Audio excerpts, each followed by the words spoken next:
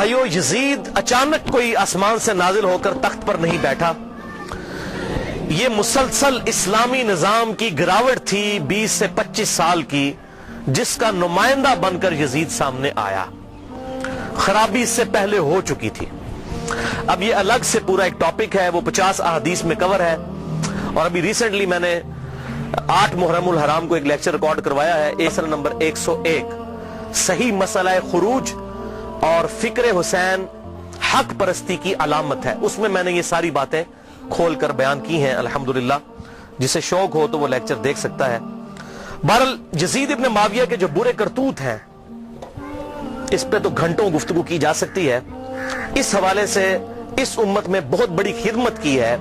اہل سنت کے بہت بڑے ایک امام گزرے ہیں آج سے 900 سال پہلے. امام عبد الرحمن بن علی بن محمد بن الجوزی، المتوفا 597 ہجری، 597 ہجری میں فوت ہوئے. آج 1436 ہجری ہے، 900 سال پہلے. انہوں نے ایک کتاب لکھی، اور یہ شیخ عبد القادر جیلانی رحمت اللہ علیہ المتوفا 561 ہجری کے شاگرد بھی ہیں، محدث ابن جوزی. ان کو اہل سنت کہلوانے والے تینوں گروہ اپنا امام مانتے ہیں، بریلوی، دیوبندی، سلفی یعنی اہل حدیث، اور اہل تشیع بھی ان کو بڑی قدر کی نگاہ سے دیکھتے ہیں. محدث ابن جوزی کو ان کی بہت خدمات ہیں حدیث کی فیلڈ کے اعتبار سے، حتیٰ کہ امام ابن تیمیہ اور حافظ ابن کثیر اور اس طرح کے بڑے بڑے جو لوگ ہیں، جو خصوصاً اہل حدیث مکتبہ فکر کے لوگ جن کو بڑا اپنا امام مانتے ہیں، وہ ان کو بہت عزت کی نگاہ سے دیکھتے تھے. ان کی بڑی تعریفیں کی ہیں انہوں نے اپنی کتابوں میں، کیونکہ یہ تو ان سے بھی بہت پہلے گزرے ہیں. ان کے زمانے میں ایک یزیدی تھا مولوی، اس کا نام تھا عبد المغیث. اس نے ایک کتاب لکھی کہ یزید کو ہمیں برا نہیں کہنا چاہیے، یہ سب اس کے اوپر جھوٹے الزام ہیں. حتیٰ کہ بخاری مسلم میں بھی جو حدیثیں آئی ہیں، اس نے کہا یہ بس اسی طرح ہے جس طرح آج بھی منکرین حدیث ہے نا، وہ بخاری مسلم کی حدیثوں کو کہتے ہیں ہم نہیں ان حدیثوں کو مانتے. تو منکرین حدیث ہمیشہ سے رہے ہیں. تو اس نے وہ حکومتی ملے ہوتے ہیں نا، حکومتوں سے پیسہ لے کے تو فتوے دیتے ہیں، آج بھی لوگ دیتے ہیں. تو اس نے ایک کتاب لکھی عبد المغیث نے. تو اس وقت میں محدث ابن جوزی میدان میں اترے اور انہوں نے یہ کتاب لکھی، الرد علی المتعصب العنید المانع من ذم یزید. یہ اس سرکش اور ضدی کا رد ہے جو یزید کی مذمت کرنے کو برا سمجھتا ہے. یہ کتاب کا نام انہوں نے رکھا. اور پھر وہ پول کھولے کہ کسی کا انہوں نے لحاظ نہیں کیا، اور جو کر سکتے تھے انہوں نے کیا. الحمدللہ یہ کتاب امام ابن تیمیہ المتوفا 728 ہجری، حافظ ابن کثیر المتوفا 774 ہجری اور بڑے بڑے اہل سنت کے ائمہ نے اس کتاب کی بڑی تعریف کی ہے، اپنی کتابوں میں لکھا. اور البدایہ والنہایہ تاریخ ابن کثیر میں حافظ ابن کثیر نے اس کتاب کو مینشن کر کے کہا کہ اس کتاب نے امت کا دل ٹھنڈا کر دیا ہے، اور بڑی صحیح طریقے سے پٹائی کی ہے یزیدی پارٹی کی ابن جوزی نے. یہ ابن کثیر نے لکھا. اور یہ کتاب الحمدللہ اردو ترجمے کے ساتھ شائع ہو چکی ہے. شاہ نفیس اکیڈمی لاہور والوں نے، جو دیوبند مکتبہ فکر کا ایک ادارہ ہے، انہوں نے اس کا ترجمہ شائع کر دیا ہے. ہماری ویب سائٹ ahlsunnatpak.com پہ اس کا PDF موجود ہے، ڈاؤن لوڈ بھی آپ کر سکتے ہیں. ٹوٹل یہ 80 صفحات پر مشتمل ہے کتاب. ٹوٹل 160 ہے اس کے صفحات. 80 صفحات اس مترجم نے اپنے کومنٹس کیے ہیں، اور 80 صفحات پہ اس کا کتاب کا ترجمہ ہے. ماشاءاللہ انہوں نے حق کھول کر بیان کیا ہے. ائمہ اہل سنت کی رائے کیا تھی یزید کے بارے میں. حیران کن بات ہے کہ دنیا کی کسی حدیث کی کتاب میں یزید سے ایک حدیث بھی روایت نہیں ہے. حضرت ابو بکر کے بیٹوں کی حدیثیں بخاری اور مسلم میں ہیں. حضرت عمر کے بیٹوں کی حدیثیں بخاری اور مسلم میں ہیں. حضرت علی کے بیٹوں کی حدیثیں بخاری اور مسلم میں ہیں. لیکن یزید کی کوئی روایت دنیا کی کسی کتاب میں موجود نہیں ہے. حالانکہ ان کے بھی والد حضرت امیر معاویہ رضی اللہ تعالیٰ عنہ 40 سال تک مسلمانوں کے حکمران رہے ہیں، 20 سال تک گورنر، اور پھر 20 سال بعد صلح حسن کے بعد حکومت سنبھالی. لیکن کسی نے ان کے بیٹے سے حدیث نہیں لی، کیونکہ مجروح راوی تھا. تو یہ سارے اقوال محدثین کے انہوں نے جمع کیے. اور محدث جو ہوتے ہیں نا، وہ بالکل نیوٹرل لوگ ہوتے ہیں. وہ حکومتی ملا نہیں ہوتے ہیں کہ پیسے لے کے فتوے دیں. محدث تو حق بات کرتا ہے. جو مجروح راوی ہے وہ مجروح ہے. حتیٰ کہ آپ بخاری اور مسلم میں یہاں تک حضرت علی کے بیٹوں کی، حضرت علی کے پوتوں کی، ان کے پڑپوتوں تک کی حدیثیں موجود ہیں بخاری اور مسلم کے اندر. امام باقر کی حدیثیں، امام جعفر کی حدیثیں، امام موسیٰ کاظم کی حدیثیں، امام علی رضا کی حدیثیں، امام زین العابدین کی حدیثیں، یہ اہل سنت کے ہاں آپ کو ملیں گی. لیکن یزید کی کوئی حدیث نہیں آپ کو اہل سنت کی کسی کتاب میں نہیں ملے گی. حالانکہ وہ اس کے باپ صحابی ہیں، 40 سال تک مسلمانوں کے حکمران رہے، ڈومیننٹ پرسنالٹی رہے. کوئی ایک روایتی محدث لے لیتا نا کہ 40 سال میں اپنے باپ سے کچھ سیکھا ہوگا انہوں نے، کوئی نہیں. کیونکہ وہ کہتے تھے یہ ظالم شخص ہے، یہ اس قابل ہی نہیں کہ اس سے حدیث لی جائے. وہ احمد بن حنبل کا قول میں انشاءاللہ بیان بھی کر دوں گا اس میں. تو بہرحال یہ کتاب پی ڈی ایف فارم میں اگر کسی کو چاہیے ہو تو مجھے ای میل کر سکتے ہیں mirza_95@yahoo.com پہ، میں آپ کو یہ بھجوا بھی سکتا ہوں.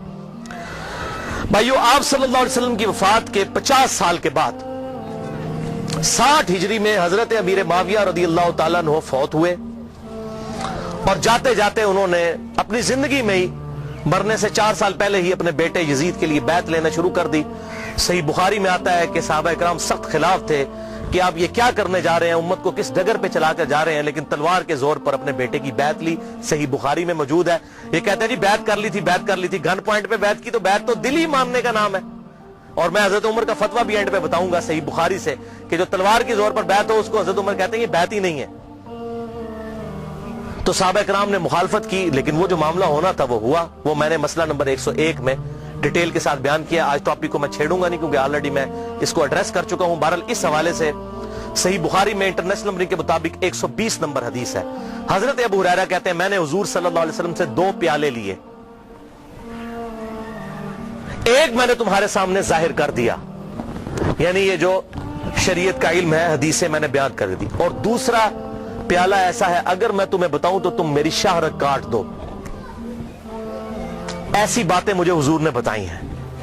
وہ کیا باتیں تھی؟ وہ صحیح بخاری کے اندر ہی انٹرنیشنل نمبر کے مطابق 3605 نمبر حدیث ہے. حضرت ابو ہریرہ کہتے ہیں کہ مجھے حضور صلی اللہ علیہ وسلم نے بنو قریش، بنو امیہ کے لونڈوں کے ان لڑکوں کے نام بتائے ہیں، ان کے ماں باپ اور قبیلوں کے نام تک بتا دیے ہیں جن کے ہاتھوں اس امت کی تباہی ہونے والی ہے. اور میں چاہوں تو ان کے نام، ان کے ماں باپ کے نام بھی بتا سکتا ہوں. جیسے حضرت حذیفہ ابن یمان کو حضور صلی اللہ علیہ وسلم نے منافقین کے نام بتائے تھے، حضرت ابو ہریرہ کو ان لوگوں کے نام بتا دیے تھے جن کے ہاتھوں امت کی تباہی ہونے والی تھی، بنو امیہ کے وہ لڑکے. حتیٰ کہ اسی حدیث کے تحت فتح الباری میں امام ابن حجر اسقلانی رحمہ اللہ المتوفی 852 ہجری وہ لکھتے ہیں، اور بڑی انہوں نے اسناد مختلف کتابوں سے، المصنف ابن ابی شیبہ سے، باقی کتابوں سے جمع کی کہ حضرت ابو ہریرہ یہ دعا کیا کرتے تھے، اے اللہ مجھے 60 ہجری تک باقی نہ رکھنا اور لڑکوں کی حکومت سے پہلے موت دینا. 59 ہجری میں حضرت ابو ہریرہ فوت ہو گئے، اور 60 ہجری میں یزید ابن معاویہ تخت نشین ہوا. اور اس میں ایک مرفوع حدیث ہے انٹرنیشنل نمبر کے مطابق مسند امام احمد میں 8302 اور مشکات میں بھی 3716 کہ آپ صلی اللہ علیہ وسلم نے فرمایا 70 کی دہائی کے آغاز سے اللہ کی پناہ طلب کرو اور نوجوان لڑکوں کی حکومت سے اللہ کی پناہ طلب کرو. 70 کی دہائی کا آغاز یعنی 61 ہجری، اور واقعہ کربلا 61 ہجری میں ہوا ہے. تو آپ صلی اللہ علیہ وسلم نے اپنی امت کو اس حوالے سے خبریں دی تھیں کہ آپ صلی اللہ علیہ وسلم کی وفات کے بعد امت کے ساتھ کیا سلوک ہونے والا ہے. تو اس کے ظلم کی داستان بہت طویل ہے. یہاں پر میں اس کے 3 بڑے بڑے سیاہ کارنامے ذکر کروں گا احادیث کی کتابوں سے، تاریخ نہیں. اگر تاریخ میں نے بتایا تاریخ میں اگر 10 باتیں یزید کے حق میں ہیں نا تو 1000 اس کے خلاف ہیں. لیکن کیا کرتے ہیں یہ حکومتی ملے، اور چند ایک باتیں نقل کر کے تو پھر دفاع کرنے کا کوشش کرتے ہیں، اور پھر کتابوں پہ پابندی لگ جاتی ہے. وہ جو جھوٹی کتاب صلاح الدین یوسف صاحب نے لکھی، وہ گورنمنٹ نے پابندی لگا دی. کوئی حدیث نقل نہیں کی ہے، بلکہ ساری تاریخی روایتیں نقل کی ہیں، اور وہیں پر لکھا ہوا ہے کہ یزید کی فوجوں نے واقعہ ہرہ میں 1000 صحابیات اور تابعیات کے ساتھ زنا کیا، اور وہ حاملہ ہو گئیں، اور 3 دن تک مسجد نبوی میں گھوڑے باندھ کر رکھے، اور مسجد نبوی میں نماز نہیں ہوئی ہے. لیکن صلاح الدین یوسف صاحب کی رگ نہیں پڑکی کہ میں یہ حق لوگوں کو بتاؤں. ابن کثیر سے، اس ابن کثیر سے اپنی مطلب کی باتیں نقل کی. وہ بتا رہا ہوں 10 باتیں نقل کی، 1000 اس کے خلاف لکھی ہوئی ہیں. لیکن جب کوئی بندہ بے ایمانی پہ اتر آئے تو اس کا تو کوئی علاج نہیں ہے. لہذا میں تاریخ کو کرتا ہوں سائڈ پہ، میں صرف آپ کو احادیث سے حوالے دوں گا جس کے سامنے اب سارے خاموش ہو چکے ہیں. جب سے یہ میری یہ پمفلٹ آئے ہیں، یہ واقعہ کربلا کا حقیقی پس منظر 50 صحیح الاسناد احادیث کی روشنی میں، یہ والا پمفلٹ، اور یہ رافضیت، ناسبیت اور یزیدیت کا تحقیقی جائزہ، یہ پمفلٹ میں نے ڈاکٹر ذاکر نائک کے خلاف لکھا تھا، انگلش کے اندر بھی، اردو کے اندر بھی. اور ان کے ہم نے شاگرد پاکستان آئے، ان کے ہاتھ میں یہ پمفلٹ پکڑائے کہ خدا کے لیے کہ آپ یہ کون سی وہ امام غزالی کی لکھی ہوئی تاریخ بیان کر رہے ہیں، ابن تیمیہ کی لکھی ہوئی تاریخ بیان کر رہے ہیں. خدا کے لیے حدیث کی کتابیں پڑھیں، بخاری اور مسلم پڑھیں، یا تو بخاری اور مسلم کو غلط کہہ دیں، منکرین حدیث بن جائیں، یہ تاریخیں تو حکمرانوں نے لکھوائی ہوئی ہیں، بادب با ملاحظہ ہوشیار لکھو ہم بڑے سخی تھے، ہم یہ تھے وہ تھے، تاریخیں تو حکمرانوں کی لکھوائی ہوئی ہیں۔ حدیثیں ہیں، یہ ہیں ایماندار لوگ محدثین، یہ ہیں اصل اہل حدیث اہل سنت جنہوں نے حق بات امت کو بتائی، ان کو فالو کریں۔ تو دین جب محدثین سے لیا تو اس طرح کی باتیں محدثین سے لینی ہے، اتھینٹسٹی تو محدثین کی ہے نہ کہ ان لوگوں کی ہے۔ تو اس حوالے سے یہ بات آپ سمجھ لیجئے۔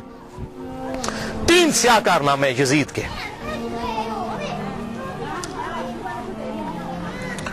پہلا سیاہ کارنامہ 61 ہجری میں آپ صلی اللہ علیہ وسلم کی وفات کے بعد 50 سال کے بعد عبید اللہ ابن زیاد کو گورنر لگا کر اس کے ذریعے سیدنا حسین ابن علی رضی اللہ تعالی عنہ کو شہید کروایا۔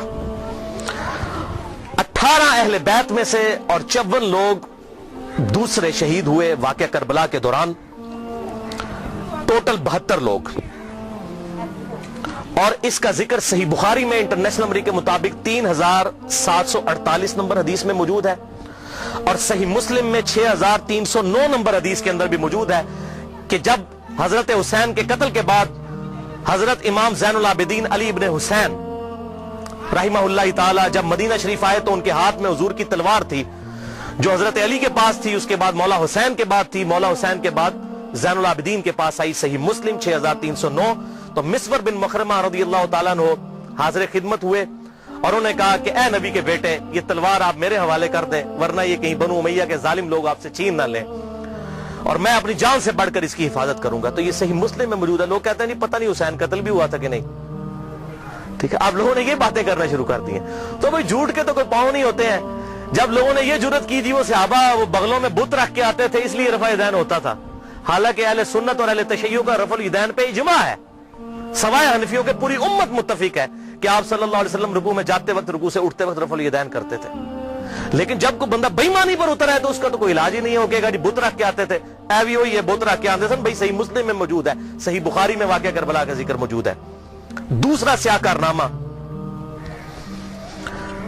اور ادھر میں یہ بات کر دوں، بعض لوگ کہتے ہیں حضرت حسین جو ہے وہ یزید کی بیعت کے لیے جا رہے تھے اور انہوں نے کہا میری 3 شرائط ہیں، یا تو مجھے اجازت دو میں یزید کے ہاتھوں میں ہاتھ دے دوں، یا مجھے کسی مسلمان سرحد پر بھیج دو، یا مجھے واپس جانے دو۔ خدا کے لیے بھائی یہ بات ہوتی تو بنو امیہ نے لڑیاں ڈالنی تھی کہ حضرت امیر معاویہ رضی اللہ تعالیٰ عنہ پوری زندگی حضرت حسین سے وہ بیعت نہیں لے سکے اپنے بیٹے کے لیے جو انہوں نے اپنی وفات سے 4 سال پہلے لینا شروع کر دی تھی، اور یہ عبید اللہ ابن زیاد نے حضرت حسین کو اگر منوا لیا تھا تو اس کو تو سونے میں تولنا تھا یزید نے کہ بھی آپ نے بڑا کارنامہ کیا ہے۔ کدھر یہ جھوٹ ہے۔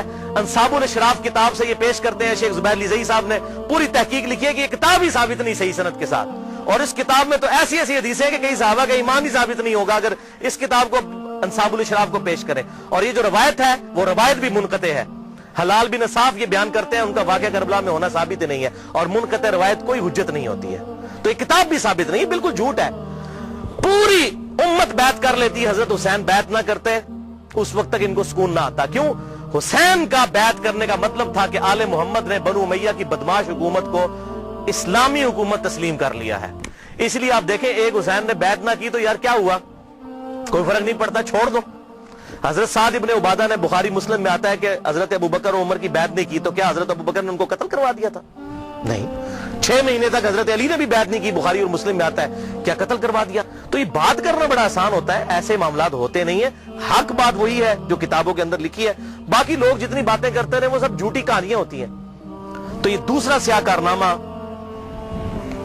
یہ تھا کہ جب حضرت حسین کو شہید کیا گیا تو ظاہر ہے امت میں کوہرام مچ گیا، تو جن لوگوں نے تلوار کے زور پر بیعت کی ہوئی تھی، دبے ہوئے تھے، وہ بھی میدان میں اترے۔ انہوں نے کہا کہ ہم یزید ابن معاویہ کی بیعت توڑ کے اس کو پھینک دیتے ہیں۔ سب سے پہلے اہل مدینہ نے بغاوت کی، اور صحیح مسلم میں کتاب الامارہ چیپٹر میں موجود ہے یہ چیز، امارت کے بیان والے چیپٹر میں صحیح مسلم کے اندر۔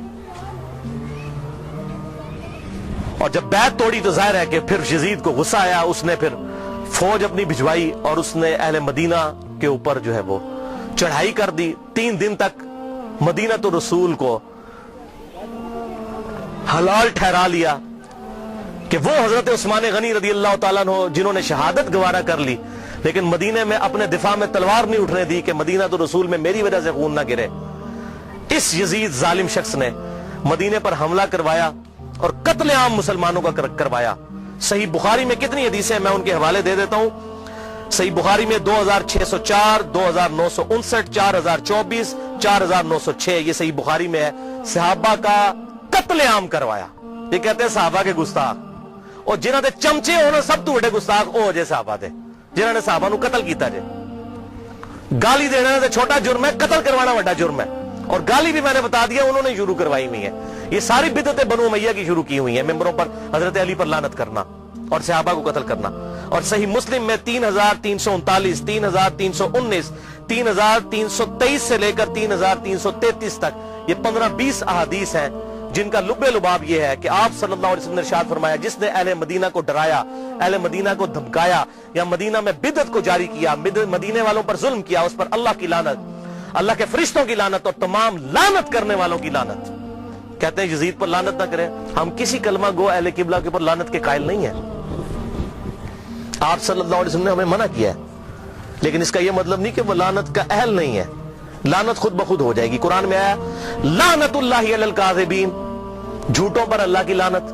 آپ میرے سامنے واضح جھوٹ بولیں, میں آپ کو لعنتی پھر بھی نہیں کہہ سکتا, حالانکہ آپ لعنت کے مستحق ہو رہے ہوں گے. جھوٹ بول کے خود بخود مستحق ہوں گے لعنت کے. اسی طریقے سے سورہ محمد کی آیت نمبر 22 اور 23 میں آتا ہے, جو لوگ فساد فی الارض کرتے ہیں, زمین میں قتل نہ حق کرتے ہیں, ان پر اللہ تعالیٰ کی لعنت ہوتی ہے. تو قرآن میں لعنت آئی ہے ظالموں کے اوپر, تو ہمیں تو بھیجنے کی ضرورت ہی نہیں. خود بخود جسے فٹ اسے گفٹ, جو ایسا کام کرے گا وہ خود لعنت کا مستحق ہو جائے گا.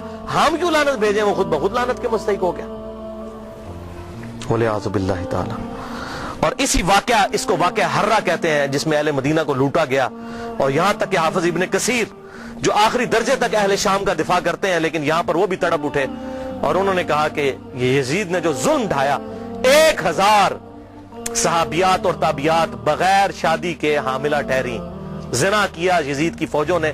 3 دن تک مسجد نبوی میں گھوڑے باندھے وہاں پر پیشاب کرتے رہے اور مسجد نبوی میں نماز نہیں ہوئی.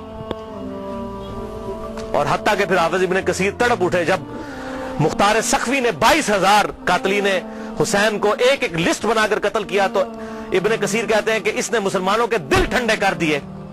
ایک تو توابون کھڑے ہوئے 4000 کے قریب, لیکن وہ عبید اللہ ابن زیاد کا مقابلہ نہیں کر سکے. بعد میں مختار سقفی نے جس طریقے سے ان کو قتل کیا جو حضرت حسین کے خلاف کھڑے ہوئے تھے, اور آپ دیکھیں اس کا سرغنہ کون تھا, عمر ابن سعد ابن ابی وقاص, جنتی صحابی کا بیٹا.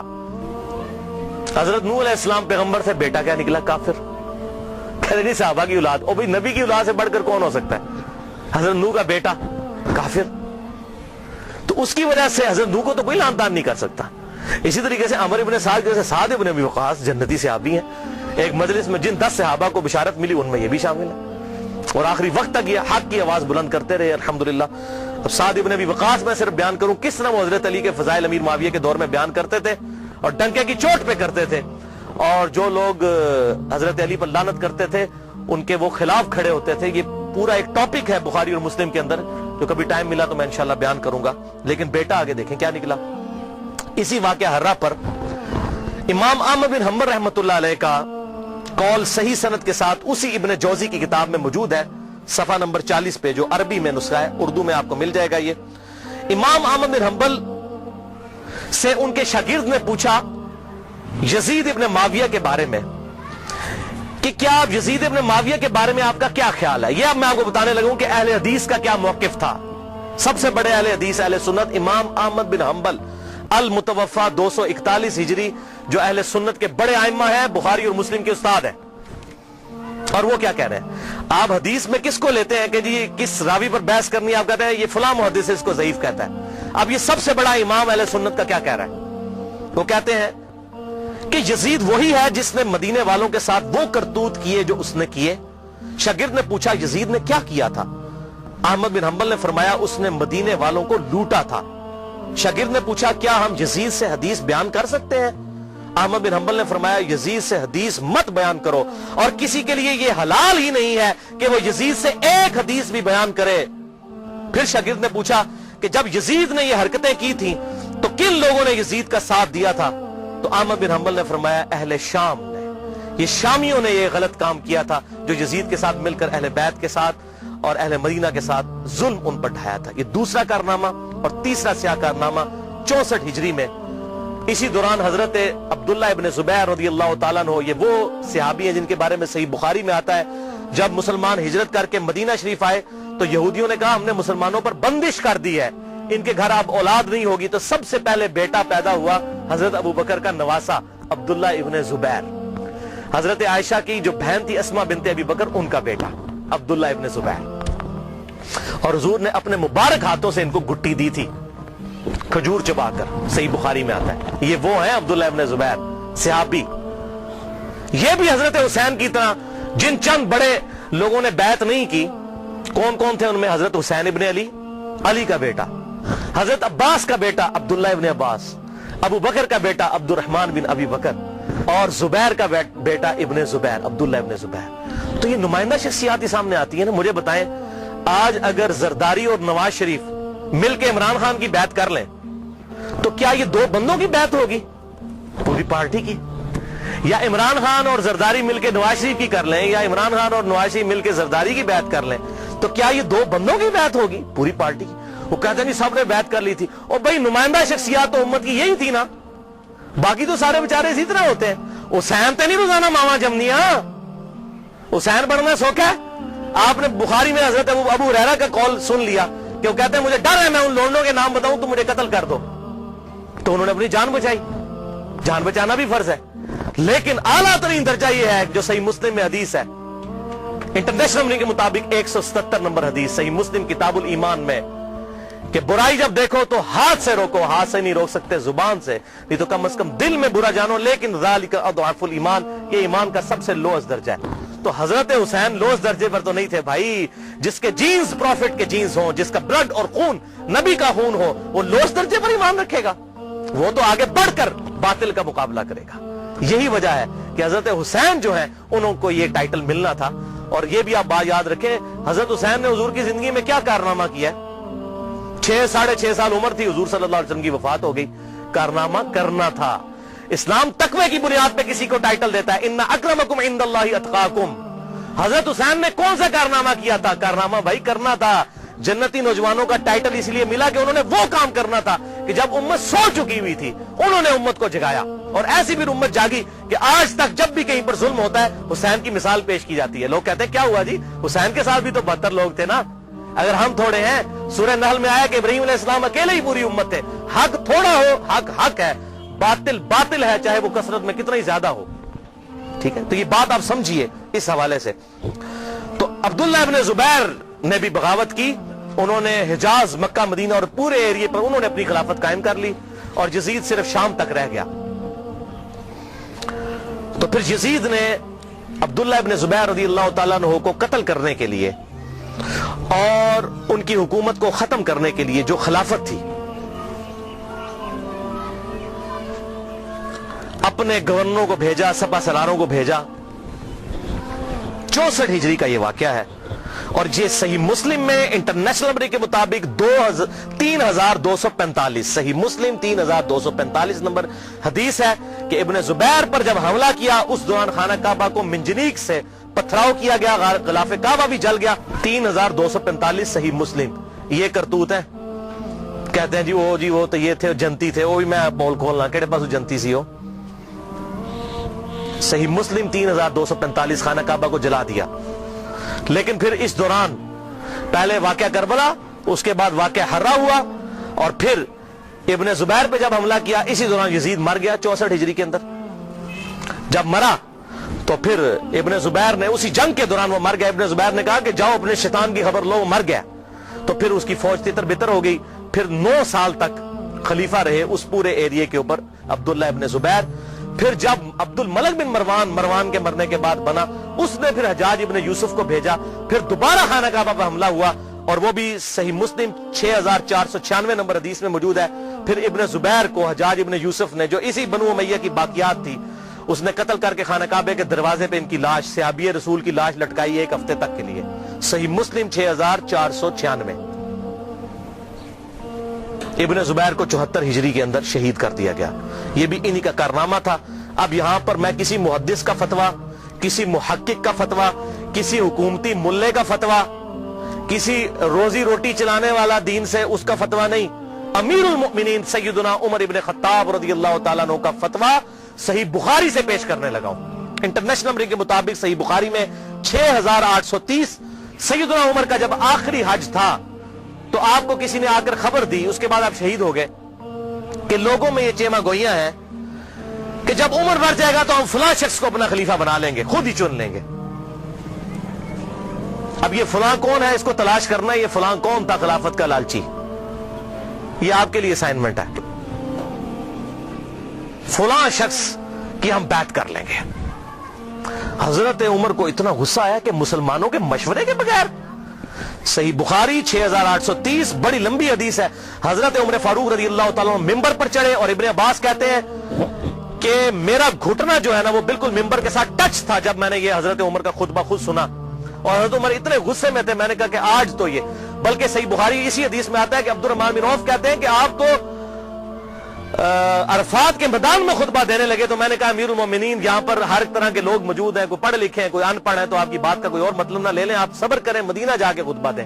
تو مدینہ شریف جا کر پہلا کام حضرت عمر نے خطبہ دیا 6830، بڑی باتیں ارشاد فرمائی، اور پھر اس میں ارشاد فرمایا ورڈ بائی ورڈ، لفظ بائی لفظ حضرت عمر کے الفاظ، صحیح بخاری 6830۔